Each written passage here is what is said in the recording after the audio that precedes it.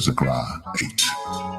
Again, the word of the Lord of hosts came to me, saying, Thus saith the Lord of hosts, I was jealous for Zion with great jealousy, and I was jealous for her with great fury.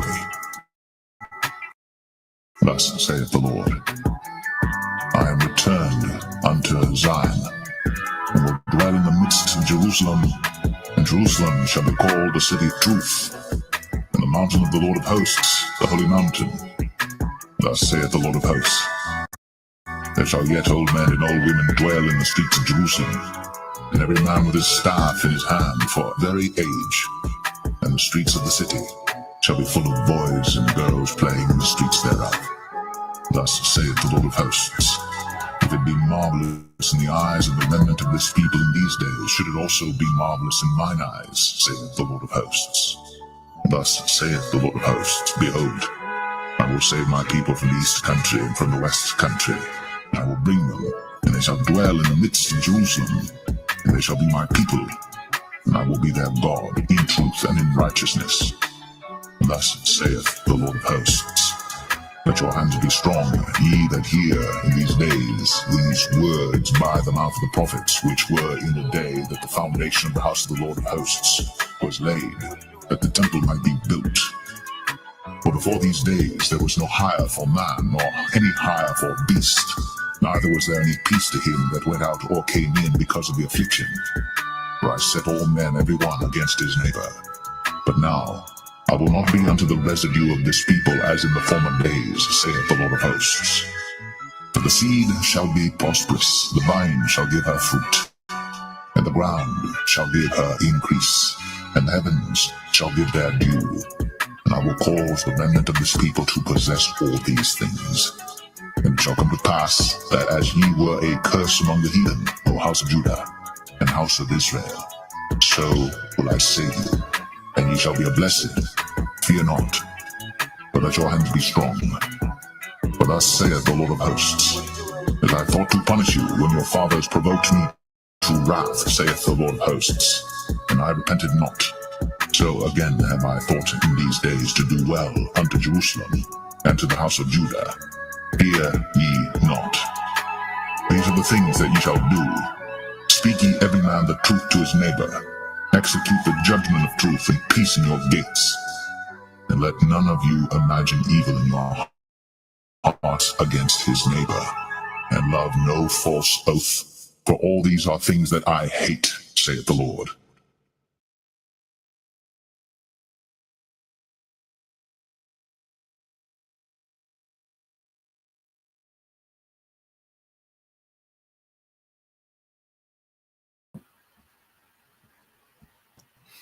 All right, Shalom. Shalom. Foremost, we would like to give all praise and glory unto Yahweh, Bahashem, Yahweh Shai, Bahashem Kakadash, and double honors unto the apostles and the elders of GMS who rule well, teach well, being great examples to our younger brothers.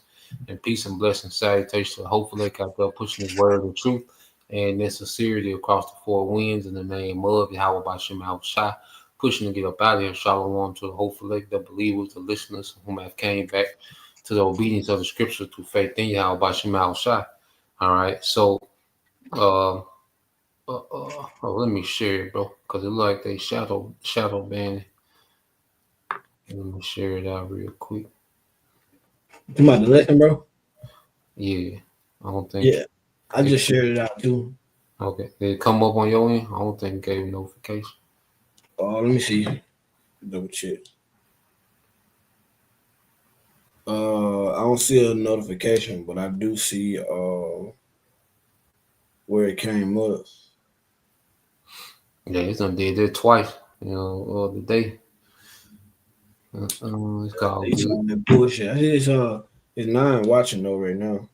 Yeah, it's all good. I just trying to share it out. But yeah, we good. You know what I'm saying? What the 1001? Yeah, Yeah. So yeah, we're GMS Mississippi Camp. All right, coming with another weekly lesson. Going into continually are to be gathered for war. All right, speaking of Esau Edom, okay, because we have to understand, okay, this man's rulership, has been a constant war in the earth. All right, which shows you that this man is not fit, all right, to be in the earth. you know, this Mhm. man's existence is based off continual war. Okay, and the scriptures say where you treasure, that's where your heart will be also. All right, and we're going to go into what this man treasures more than anything. Okay, so we got a couple videos we want to get into, a few definitions and maps, to show you the spirit, that's in this man. And it lines up with the blessing that was given to him of Isaac. All right, which that blessing is spoken of in the book of Revelation, chapter 6, verse 4. Okay, so we're going to go into some of these things and show, all right, how prophecy, describes this man's character to a T. Okay, and we see this man, all right, living, just as prophecy described in real time. You got it, bro. Mhm. Come on, this is the book of Revelation, chapter 6 and verse 4. And there went out another horse that was red, and power was given to him that sat thereon to take peace from the earth, and that they should kill one another. I'm bad. Yep. Come throughout it. They should kill one another, and there was given unto him a sword. Yep. That was it. A, Yep. a great sword. Yeah. So this horse that was red, all right, and he that sat up on his Esau in his power structure. Horse represents power. Okay, and then this devil, is in his last seat of power. Is America. NATO, EU, this beast system. That was giving him a great sword. And this man was given this sword to take peace from the earth. What type of man sends troop? What type of what type of empire has peacekeeping troops? The fact that you're sending troops showing that you're not about peace. Okay, so here it is. This man was given, a great sword to take peace from the earth. To the point that they would even kill one another. All right, because you go into World War I, World War II. Well, that was mostly Edomite. All right, against Edomite, there was the beast system fighting itself. Okay, and World War III is going to have that same dynamic as we see, Trump, in the EU at odds. Okay, as we see, Russia, okay, which is not part of the beast system. Okay, but they're Edomites as well. Okay, and they're at odds, which is the bear, which is prophesied to take this place out. With the Medes, Gog and Magog. All right, God, which is Magog. Okay, so we're seeing these devils have been blessed with this weaponry. Okay, and with their own weaponry, they're going to begin to take each other out even before Yahweh Shai returns, man. Mm-hmm. Let's jump down here. You can say something, bro. No, bro, you got it. You can read that, bro. Come, this is the book of Psalms, chapter 140 and verse 1. To the Yep. chief musician, a song of David, deliver me, O Yahweh, from the evil man, preserve me from the violent man. Yeah, because we coming into the times where the scriptures say the devil have but a short time. Okay, he's from the wild out in the earth, man. And we know that we're not in the spirit, okay, of going heads up with this man in the flesh. Okay, it will be idiotic, man. Okay, so we understand that we need a savior. That's why we lean so much into Yahweh Shai in this grace period, because we know, we're gonna need a standard lifted, and also we're gonna need salvation to be delivered out of here, man. From all the destruction that's coming to the earth. Okay, but we know that this devil, his nature is violent. Okay, that's what he's about. Okay, that's the solution, to his problem is violence. Okay, and that's why the earth is on their time now. Jake talk about their on demon time. Well, that spirit comes from Esau Edom, because that's how he's made to be on demon time. He is a demon. Okay, and he's constantly in the middle, of some type of conflict that leads to violence, man. Okay, read verse 2, and then we'll get into it. I got you, bro.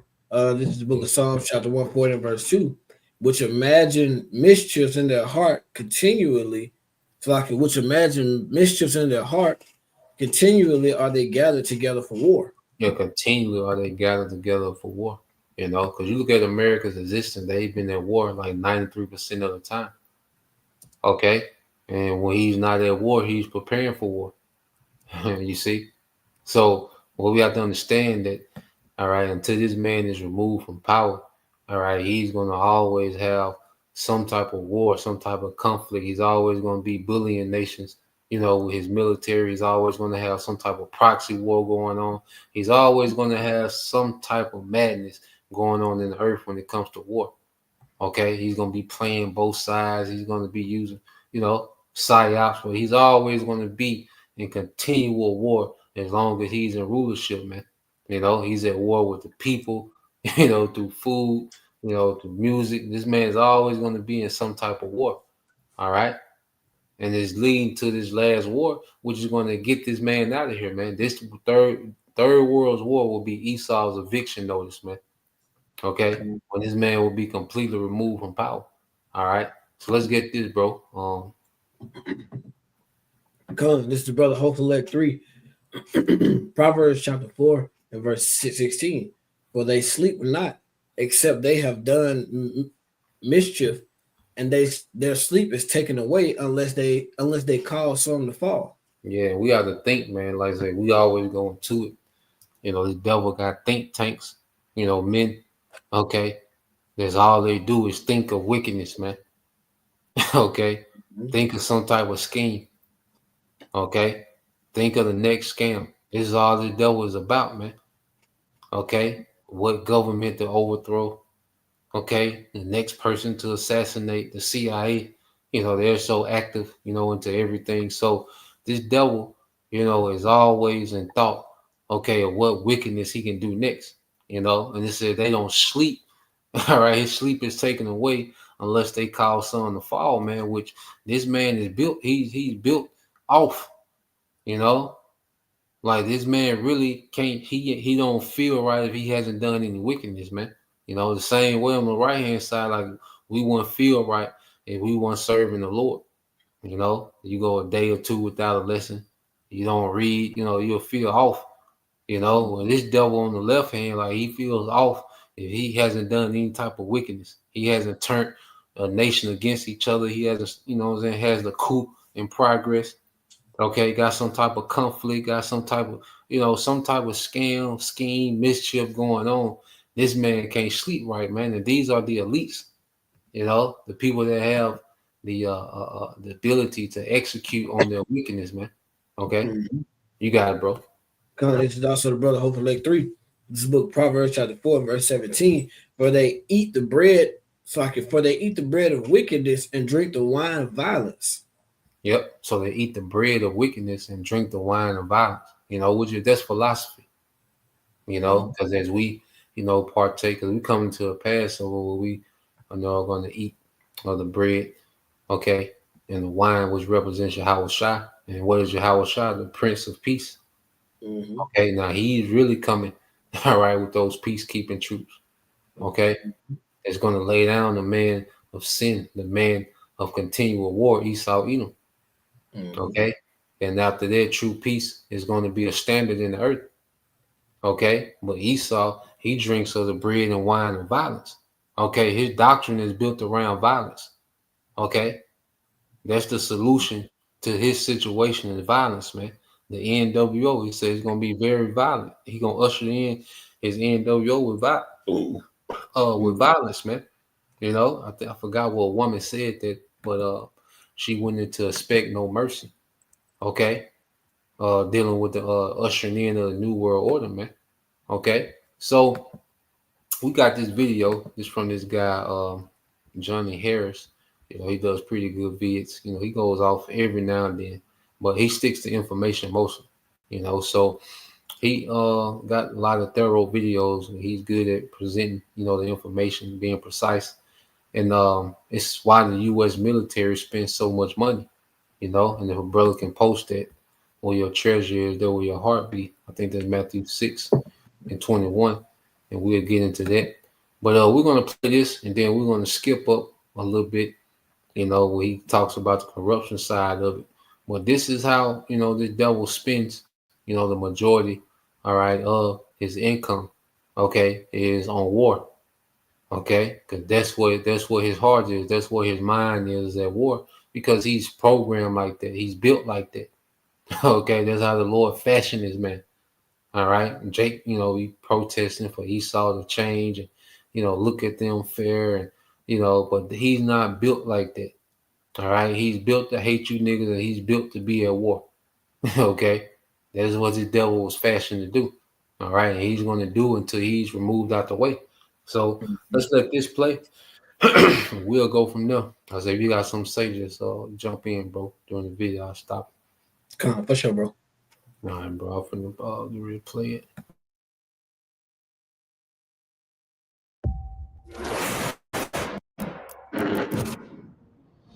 Let me show you how much the United States spends on its military.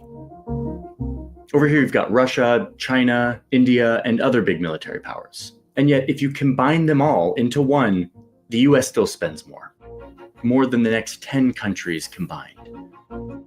But I'm interested in what happens inside of this circle. Like, what are we spending our money on?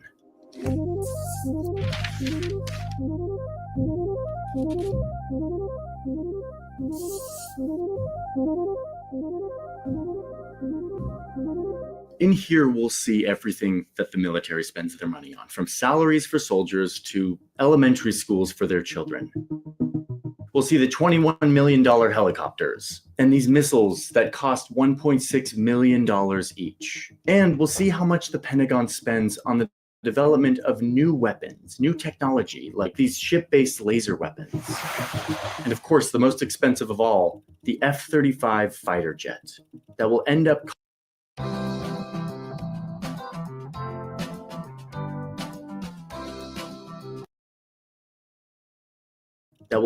costing the taxpayers $2 trillion. We even made a little model of this guy. And like the real thing, the model is continually breaking down. No, okay, here we go. Yeah, the door thing's really hard to put in. Yeah.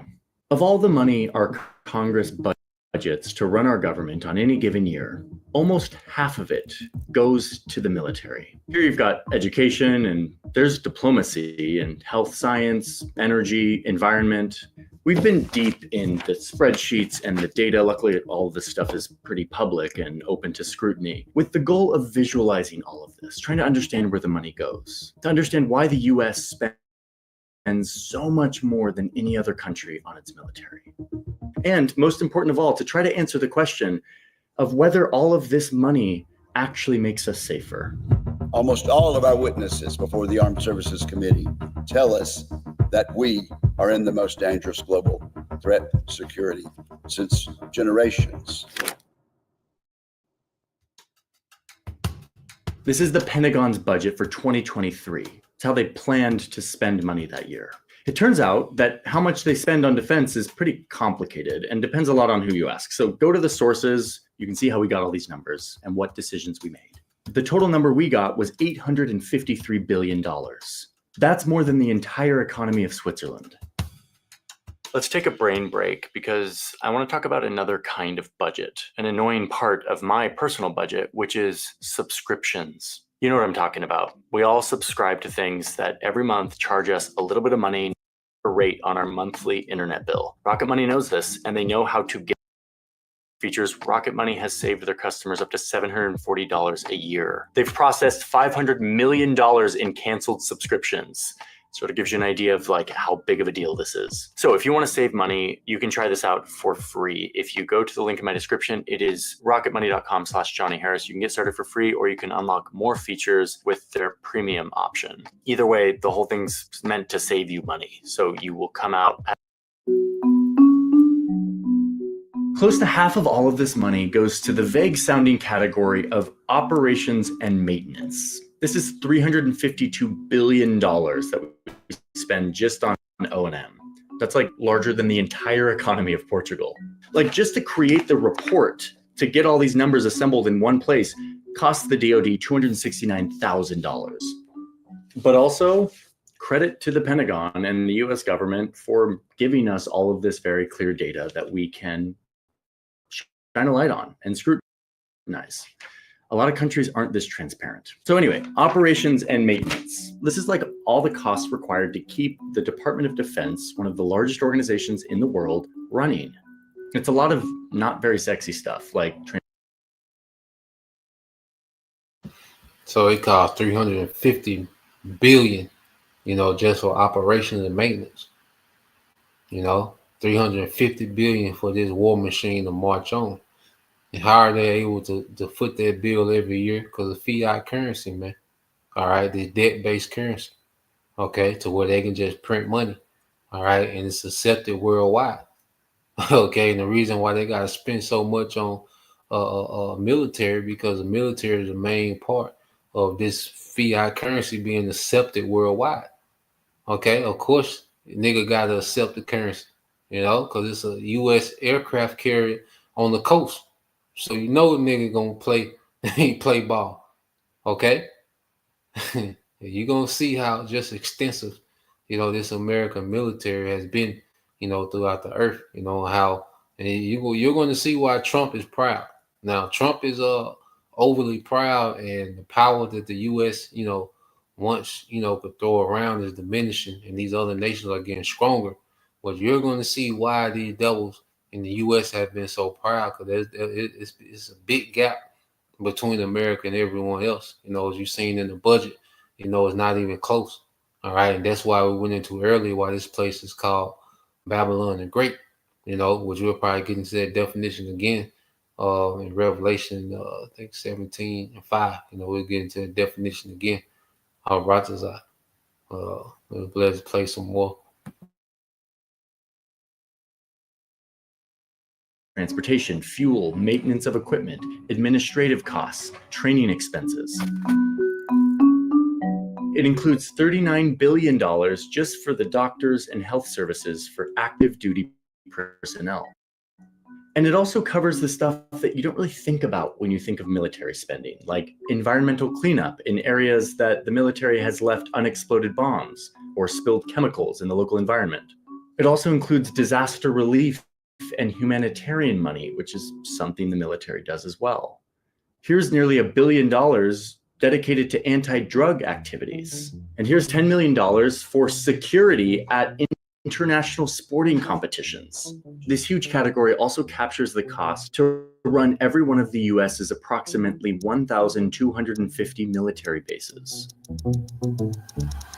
including the approximately 800 bases that are not in the United States, that are in other countries, which, by the way, are quite expensive to run because the US military has basically created a slice of America in these other countries. You've got Pizza Hut and McDonald's and Subway and grocery stores with products flown from the United States to make military personnel serving abroad feel like they're right at home.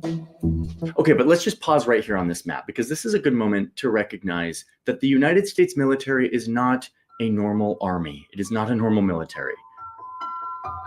Most militaries are tasked with protecting their country, securing their borders. But the US military is so much more than that. It sprawls out throughout the entire globe, giving the US control over every corner of the planet, allowing the US to be the global policeman, where it enforces the rules and norms of the system that it created and from which it benefits immensely. So one quick answer to this big question of why the United States spends so much more on its military is actually pretty simple, because this is the cost of being the global hegemon, the one who gets to enforce the rules and maintain control over the globe.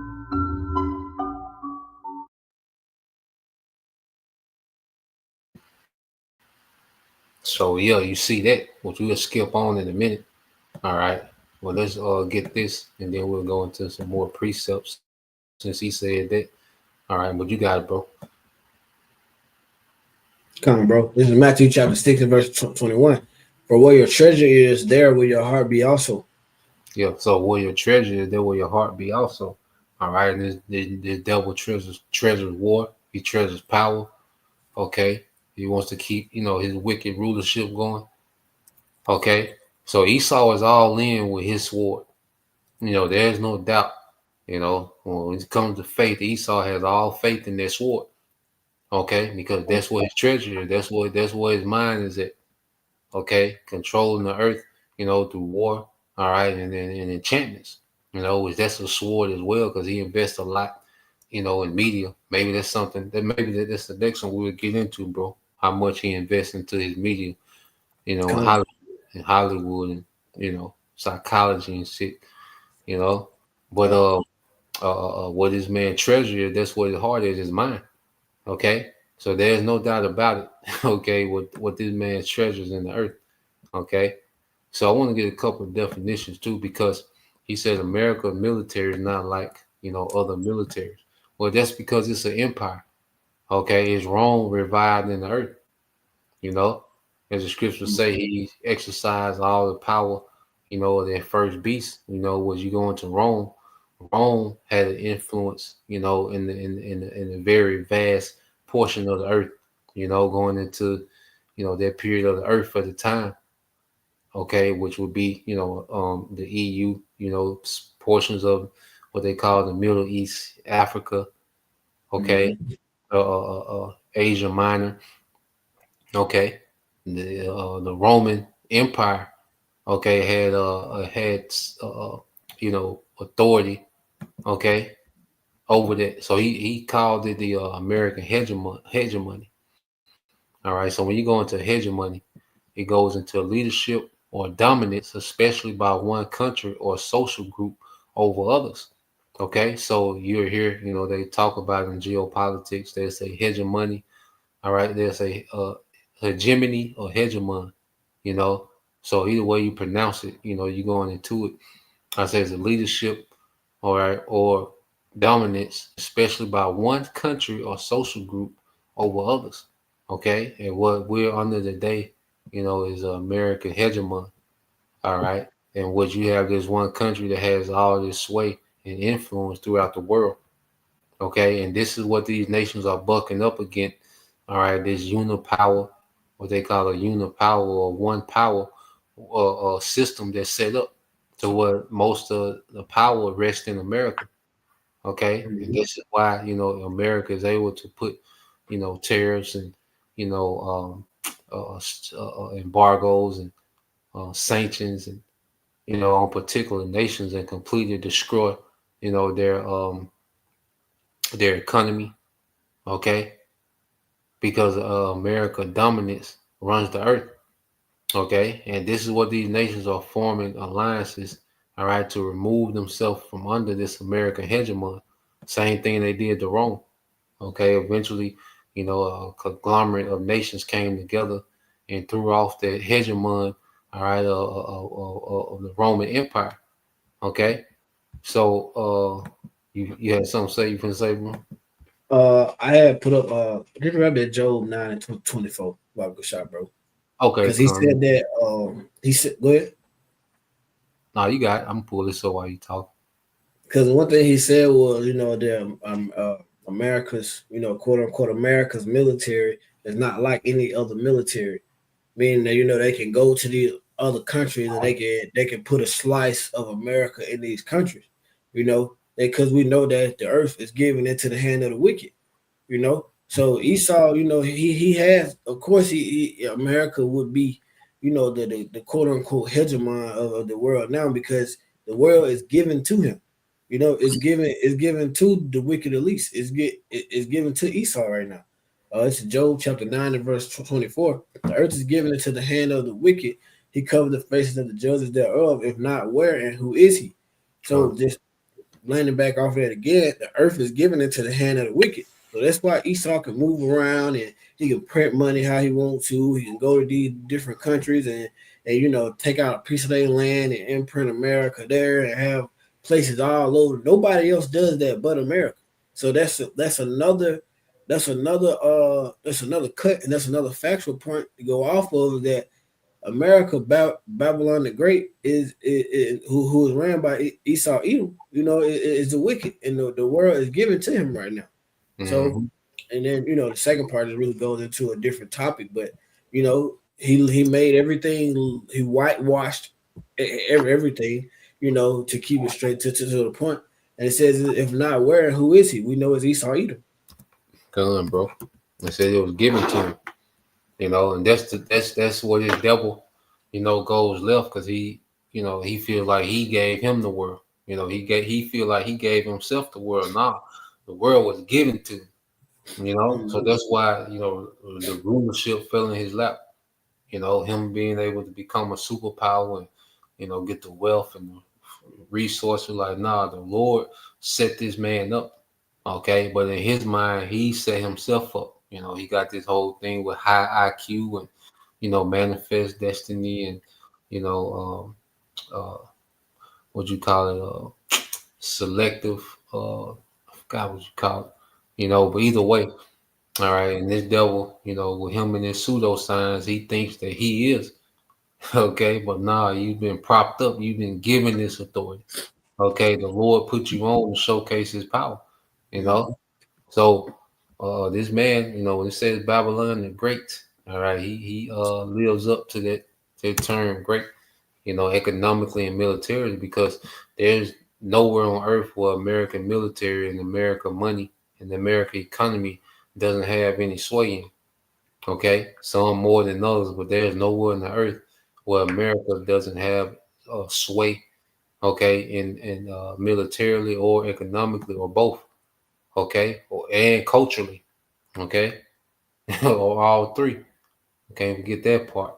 Okay, so you go here. All right. So an empire. It says an empire is a political unit made up of several territories, military outposts. Okay, and you see military outposts. It says a military outpost is a detachment of troops stationed on at a distance from the main force or formation, usually at a station in a remote or sparsely populated location, positioned to stand guard against unauthorized intrusions and surprise attacks, serving as a first line of defense. Okay, and that's what you see with these bases all throughout the earth. It's a military outpost. Okay, and they got what you call lily pads. These naval bases. Throughout the earth. Okay, they got military bases just for drones, if I'm not mistaken, bro. You correct me, You right, bro. Come on, bro. It says the empire is a political unit made up of several territories, military outposts, and peoples, usually created by conquest and divided between a dominant center and a subordinate. All right, peripheries, if I'm saying it right. And I looked up that word periphery. Okay, and it just means the outer limits or edge of an area or object. So a border or perimeter. Of an empire. So, going back into it, it says on the center of the empire, sometimes referred to as a metropole. All right, then you get metropolitan from. Okay, in America would be the center. Okay, of this new beast system. Like Rome, like Rome, Italy. Okay, the city of Rome was the center. Okay, of the Roman Empire.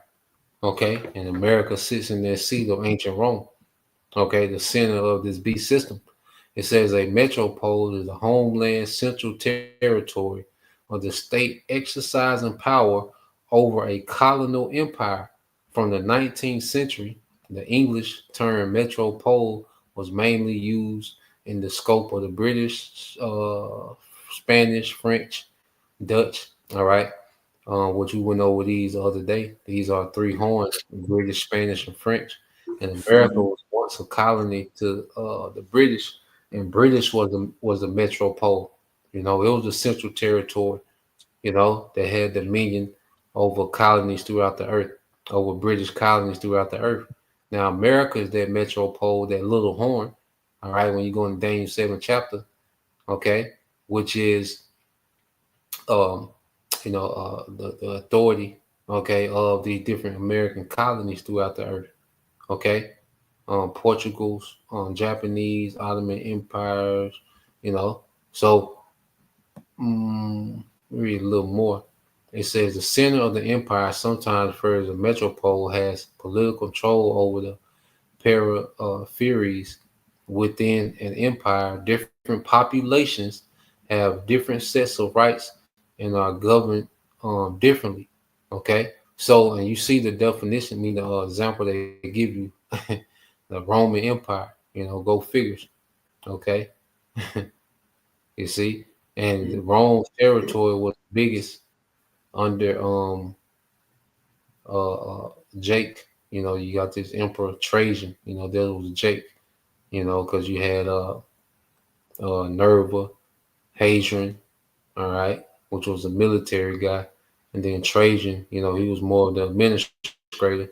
He maintained the gains of Hadrian, but this was the most vastest of the Roman Empire, 117 AD. Which when you look at today, it's a lot of Europe. Okay, what would be considered Europe today. Asia Minor, Turkey. What we call Turkey. Greece and Egypt. Judea was in the mix. Okay, Syria. All right. If you go into it, but yeah. So there's just empire. So I want to get this map here, and it just shows the distance that America has. Between all these other nations. Uh, so you go here.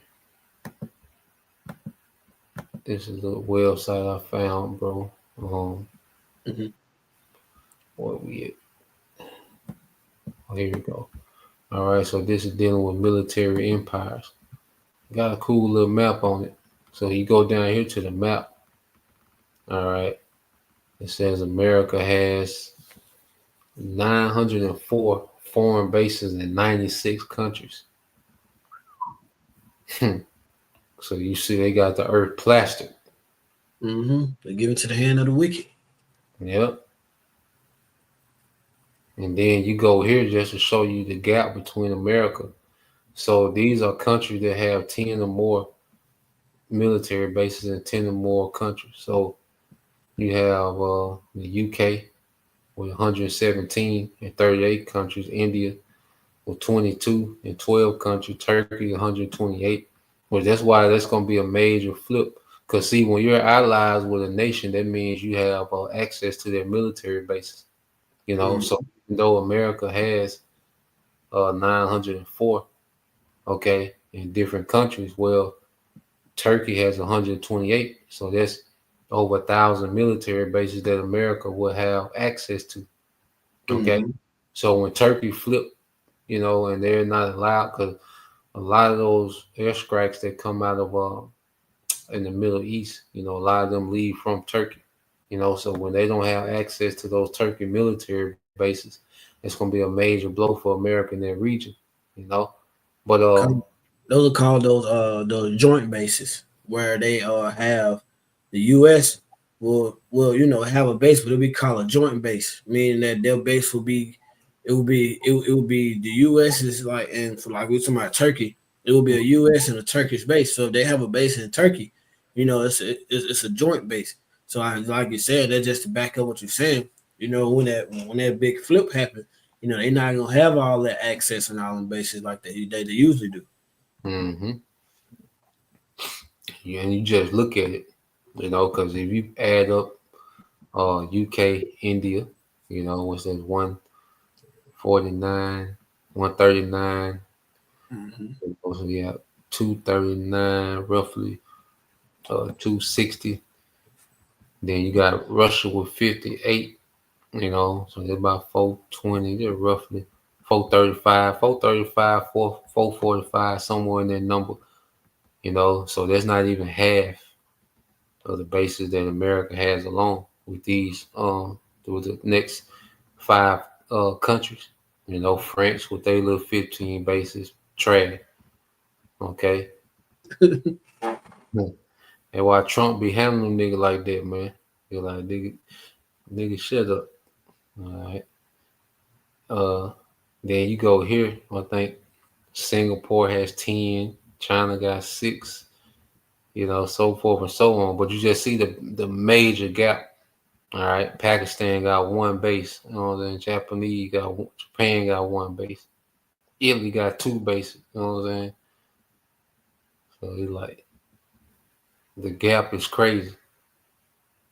You know, so this is why the Edomites, been puffed up. And that's why America has been able to throw its weight around the earth for a while. Just like the brother said here. You can get that real quick, bro. Bro, this is the book of Psalms, chapter 37, verse 35. I have seen the wicked in great power and spreading himself like a great bay tree. A Green Bay tree, yeah. So the devil, has come into great power, man. But this is Babylon the Great. Okay, ain't no doubt about it. Okay, and this is why it's gonna be astonishment when this place fall.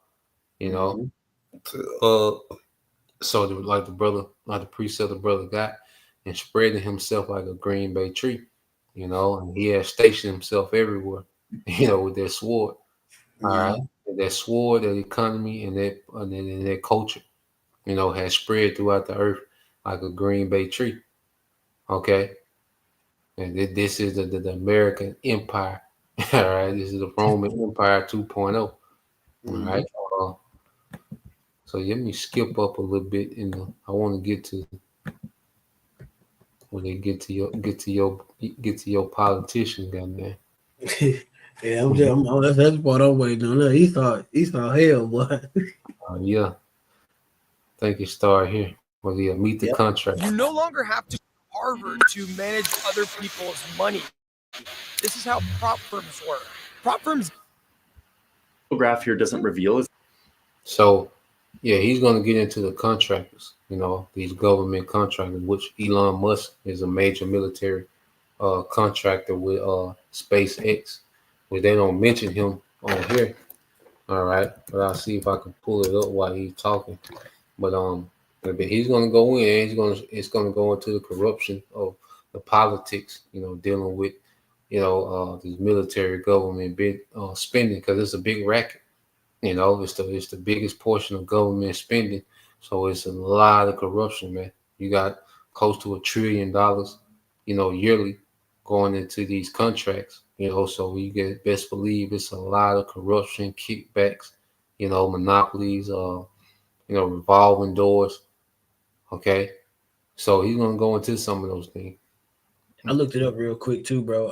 I know you said it didn't go into SpaceX. It says SpaceX makes roughly about 23.6 million per day. That's adding up to be about 8.7 billion per year. Can you remember?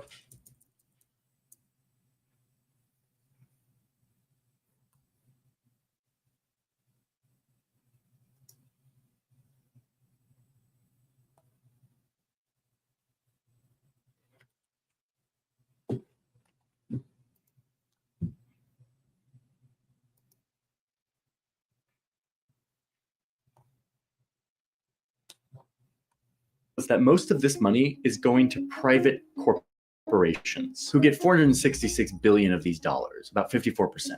And once again, the US government tells us exactly which corporations they give all this money to. We pulled the last 19 years worth of data on these private contractors. At the top of this list, you start to see the same names over and over. Raytheon, General Dynamics, Boeing, Northrop Grumman, Lockheed Martin. These are the names at the top of these lists, year after year. There used to be a lot of different defense contractors, but over the last 3 decades, they got gobbled up by these big five. Transitioning, from the words of the Pentagon, from 51 to 5 aerospace and defense prime contractors. As a result, the DoD is increasingly reliant on a small number of contractors for critical defense capabilities, i.e., we've got kind of a monopoly issue on our hands. These 5 contractors own the space, and the Pentagon can't really go elsewhere if they need an F-35. There's only one shop in town that makes it. For this reason, the prices can get pretty out of control. Like the Pentagon used to pay $25,000 for this Stinger missile, and now they pay nearly $500,000 for the same missile. The price went up more than 16 times in just a couple decades. It's a little more than inflation. There's a history of defense contractors overcharging the US government. They can overcharge. If they're the only company producing a certain widget, then there's no competition. And that's one of the problems with monopoly, is if there's not competition, it's easy to overcharge the buyer. In addition, the Inspector General of the Department of Defense has found routinely that there's overcharging through corruption and waste and fraud. And there have been lawsuits. For example, KBR is a contractor that's been used overseas, and they were found to overcharge in dining halls by 30 to 40%. It's also why a Pentagon inspector realized that the Pentagon was paying Boeing, yes, that Boeing, $3,357 for one ball bearing, a small little piece that the Pentagon could actually get for $15 in their own warehouse. $15.42 to be precise. When the Pentagon does get around to investigating these contractors, they sometimes find that they're taking huge profits, like 40 to 50% profit margins, giving them hundreds and millions of dollars above what they should be making in any kind of typical business environment. And what do they do with all these profits? Well, they pay their executives very well. But this list also tells us what they do.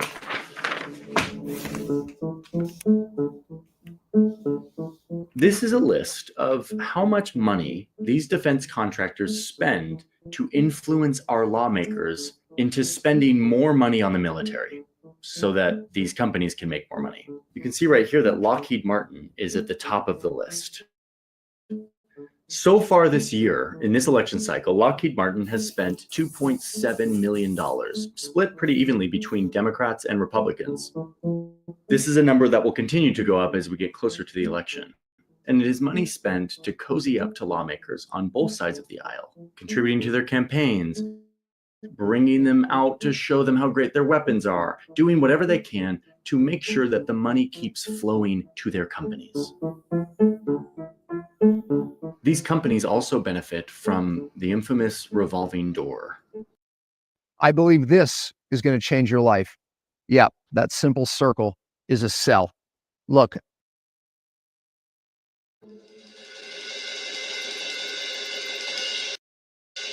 The revolving door is not a literal door. It's a metaphorical door between the Pentagon and the Defense Corporation, which allows top military leaders like Jim Mattis to serve in the military for decades, retire as a general, and then join the board of General Dynamics, a defense contractor, only to pass through the proverbial door to become the Secretary of Defense under Trump.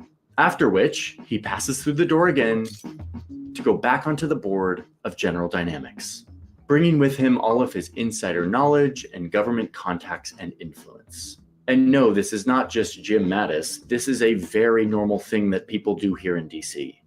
One analysis found that in 2022, top defense companies hired 672 employees directly out of the Pentagon to work as lobbyists, board members, and executives. Go check my sources if you want to read more about this. I mean, yes, the revolving door is metaphorical, but it's also pretty physical and literal. I drive on this freeway all the time, and I'm always struck at how close all of this is. Over here is the Pentagon, and over here are all the defense contractors in an area of town literally called Pentagon City.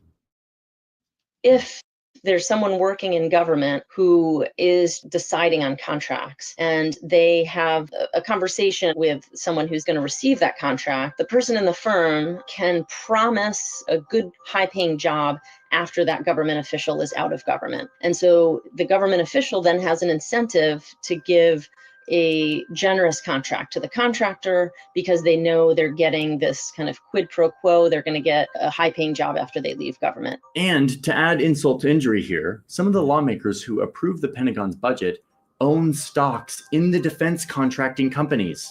Like, the lawmakers get richer if we spend more money on defense. No.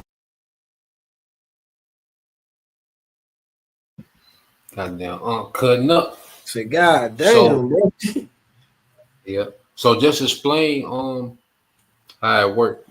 Okay, let's say for example, okay, if I'm all right, the CEO at Raytheon, and this brother, is part of the government that decides who America is going to buy, who America is going to get to manufacture the missiles. Because what you have like major, Raytheon and Lockheed Martin, Boeing. Okay, so Lockheed Martin makes the F-35, but Raytheon makes the missiles that go with the F-35s and the radars. So you'll get the plane itself from Lockheed Martin, and you'll get the missiles and the radars from Raytheon.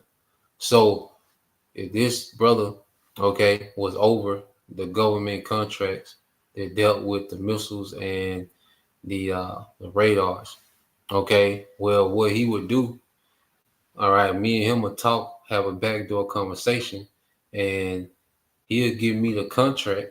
And not only the contract, he'll pay, just a crazy amount of money, all right, and I get the contract. But when he leaves office, I have a job for him at Raytheon, okay, paying him $38 million a year, some crazy shit like that. Mm-hmm. Because he done got me a $10 billion contract from the government. So I can afford to pay him $38 million a year, because that's a yearly contract. So that's how that works. And then they'll leave Raytheon and go back to a higher office in government and get more contacts, get more power with more. Now he has the power to give me $30 billion worth of contracts. Okay. And he can leave, that government office again. And now he comes over here and I can pay him $68 million a year now, and plus he's able to buy stock in Raytheon. So now, as he's assuring that Raytheon get the contracts, which keeps the stocks high. So now he's getting a wage, okay, a crazy wage of $68 million, just throwing numbers out there. Plus he's making millions on the stocks that he's allowed to buy. Okay.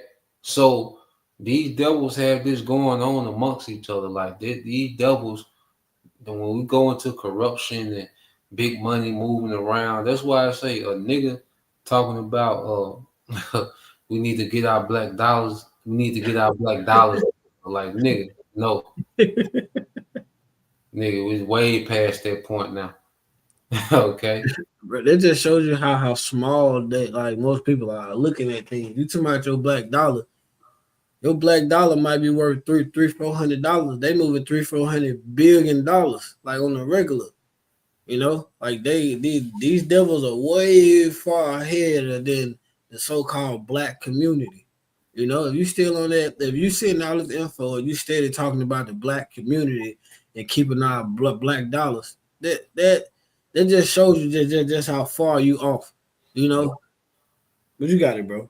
And then going into it, when you go into like the Secretary of Defense and these different government officials, some of them be in position to start wars, okay, to push for war, what you call these war hawks, like Rubio. You best believe, like Mark Rubio, he's invested into, Lockheed Martin and Raytheon. That's why they're so quick to go to war, even with Ukraine. Now they said they sent over $300 billion to Ukraine. Well, most of that money went to these government contractors, because what they do, America got a stockpile to where they can give Ukraine their old weapons, and they can replenish their stockpiles with taxpayer money.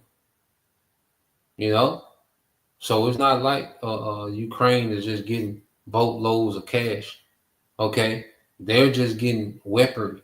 All right, and these devils so wicked, they'll send, let's say, they're going to send $5 billion worth of military aid to Ukraine. Well, only $3 billion of the stuff will get there, and they'll resell the other $2 billion worth of military equipment somewhere in Africa somewhere, man. Okay?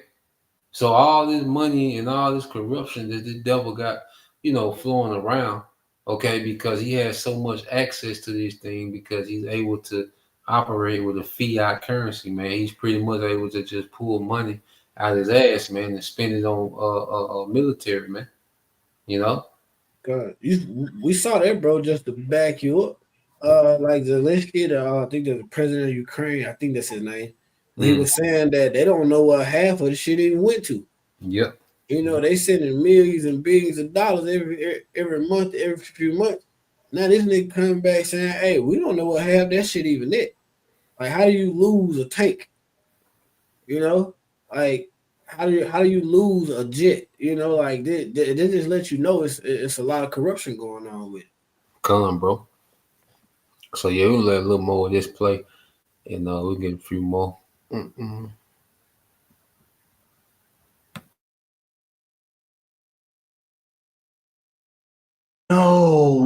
Why do we do this? Like, this is like classic, basic, simple. Like, no, conflict of interest. We should not do this. This is not a thing we should do. But actually owning stocks in these companies is not the biggest way, I think, that our lawmakers are influenced by defense contractors. There's something more subtle going on here that I think is actually the best explanation. And it has to do with this excellent map.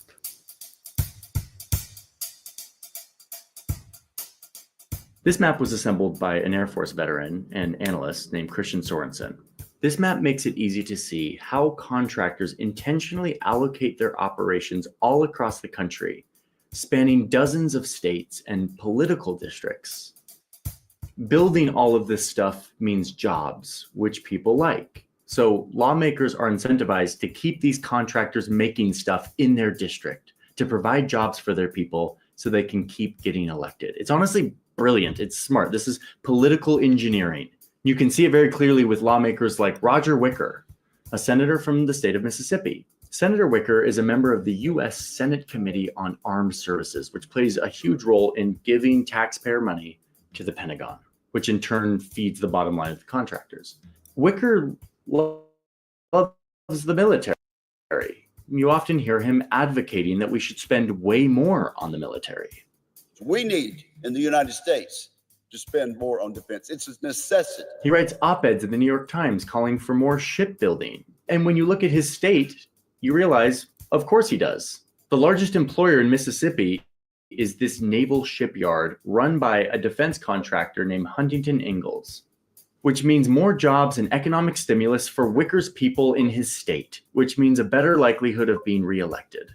Now, these defense contractors know that Senator Wicker is an important part of their bottom line, so they contribute huge amounts of money to his campaign to make sure he gets reelected. It's this virtuous cycle between Senator Wicker and the defense contractors that results in us spending more money on things that maybe we don't need to. Senator Wicker's job is to represent the American people. He sits on a committee that is supposed to be looking at our national security as a whole. And yet, thanks to the strategy of these for-profit defense contractors, the truth is, behind closed doors, the P word became my secret sin at age 10. And this lawmaker has way too much incentive to advocate for more military spending, which is exactly what he does. My issue here is less with Senator Wicker or Congressman Mike Rogers, who has the same thing, sits on a committee, gives a bunch of money to the Pentagon, has a state where billions of dollars of defense contract money comes into, takes tons of money from defense contractors for his campaign, gets reelected, continues to approve more money for the Pentagon, etc. My issue is with the system that allows this to happen, that allows the money from our military spending to be used to influence our lawmakers into more military spending. It's so clearly a conflict of interest. And it is this system that has created an environment where there is very little political pushback to the endless ratcheting up of our military budget. You know, no congressperson wants to be the person who loses jobs in their district. Nobody wants to be the one known as shutting down a plant and people becoming unemployed. And so Lockheed can say, we have to have increased funding of this contract or you will lose jobs. And so that idea that jobs are essential, the Department of Defense spending is essential, really gives the contractor political power.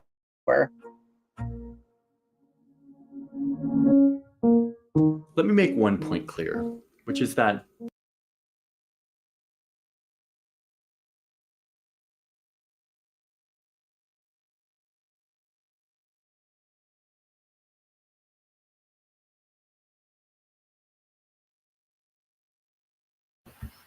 Yeah, I'll put the rest of this in the comment board. You know, it's pretty much the point.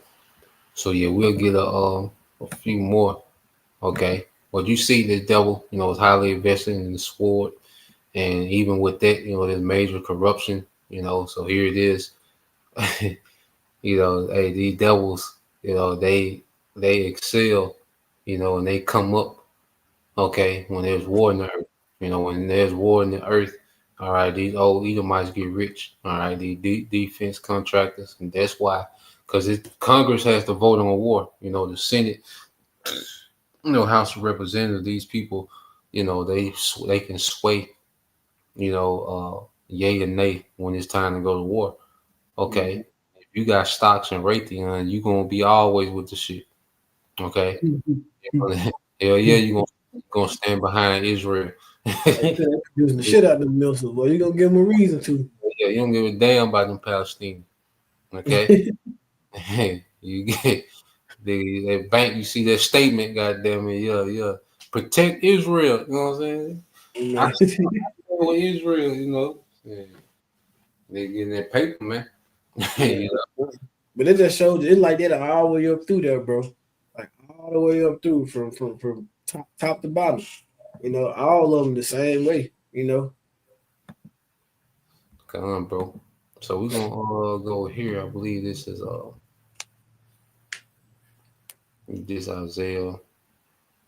Psalms 33. We started at 16. Come. This is the book of Psalms, chapter 33, verse 16. There is no king saved by the multitude of an host. A mighty man is not delivered by much strength. Mm-hmm. Can you read? Verse 17, and horse is a vain thing for safety, neither shall he deliver any by his great strength. Yeah, so it's good, and Esau has been able to dominate the earth, with the strength given to him, but he's not going to prevail against judgment, okay, from on high. Okay. His military is not going to remove him from the judgment of Yahweh Bashim Shah.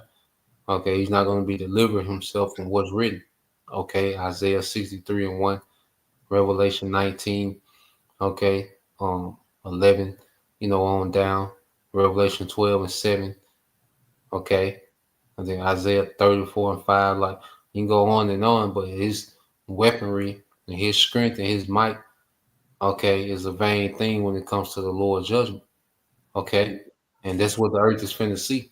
For an empire to be this massive, this great, this much, economical might, military might, to be taken down, okay, in an instant, how shall I say, seen Satan fall like lightning. So not only is it going to fall, the speed and the power used, to bring it down, okay, that's going to set the tone for the kingdom, man. What Shai's coming to do. Go ahead. Verse 18, behold, the eye of Yahweh is upon them that fear him, upon them that hope in his mercy. Yeah, and that's what we are. We are the ones that hope for his mercy. We're the ones that fear him, man. That operate in their fear, that live in their high reverence for our power. And we know that the only chance we got is his mercy, which is through Yahweh Shai. Okay. So this is what we're finna see. And see, we're not going to need, the weaponry, okay, of this world, because deliverance, okay, is going to be through the power of Yahweh Bashim Shai, okay, and those that fear. So let's get this in Psalms 44:4. The Israelites that fear. All right, you got it. This is the book of Psalms, chapter 44 and verse 4. Thou art my king, O power, command deliverances for Jacob. Yeah, because when Yahweh Shai, when Heavenly Father sends Yahweh Shai, he's sending him to conquer and deliver. So it's gonna be the Most High that commands that deliverance for Jacob, the elect. Okay, and it's gonna send Yahweh Shai, okay, with all power. That's why the scripture say with Yahweh Shai, where he's mighty to save. He got that power to deliver us from this devil, man. Okay, and the destruction that he's bringing. Okay, you got it, bro. Verse 5. Through thee will we push down our enemies. through thy name will we tread them under that rise up against us. Yeah, so it's through the Lord we're gonna push this devil down. Okay, the saints gonna take the kingdom, but it's not gonna be, through the military might of this world. It's gonna be a standard lifted, man. Okay, and ultimately, Yahweh Shai come with that power, finish this place off. So go ahead, verse 6. Verse 6.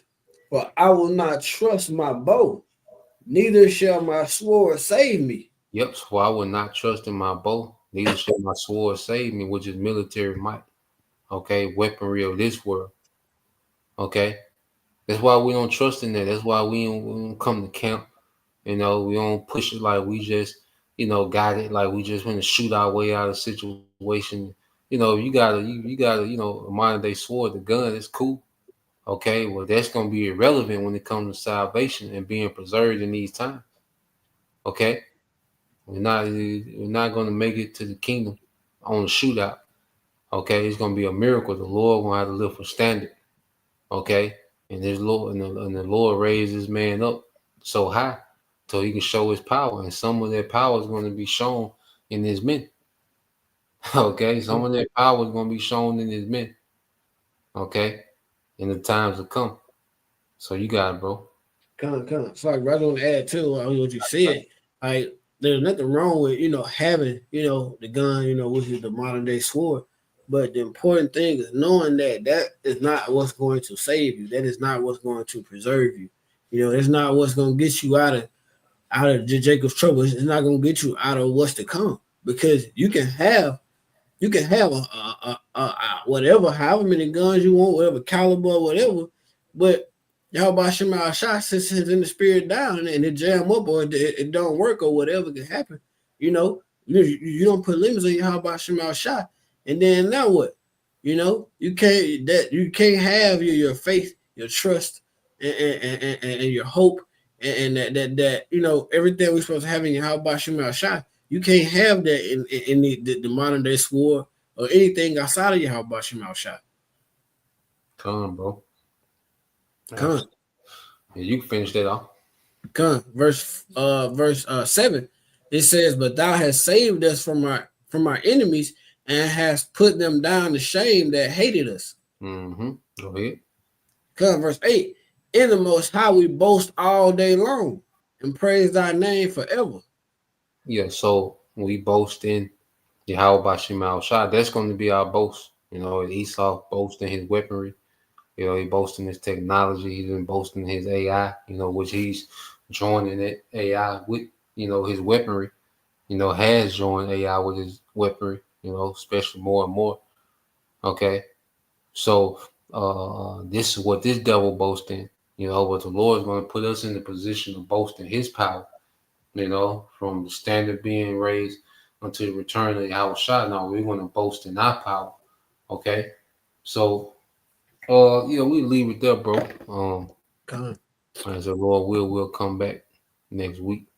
See what we can find dealing with that media, because that's a part of the sword too, on the mind, But with that, we pray that you brothers, all right, and you sisters edified once again. We want to give all praise and glory unto Yahweh, Bahashem, Yahweh Shai, Bahashem Kakadash, and double honors unto the apostles and the elders of GMS who rule well, teach well, being great examples for his younger brothers. Peace and blessings, salutations to the hopeful. Shalom. Shalom.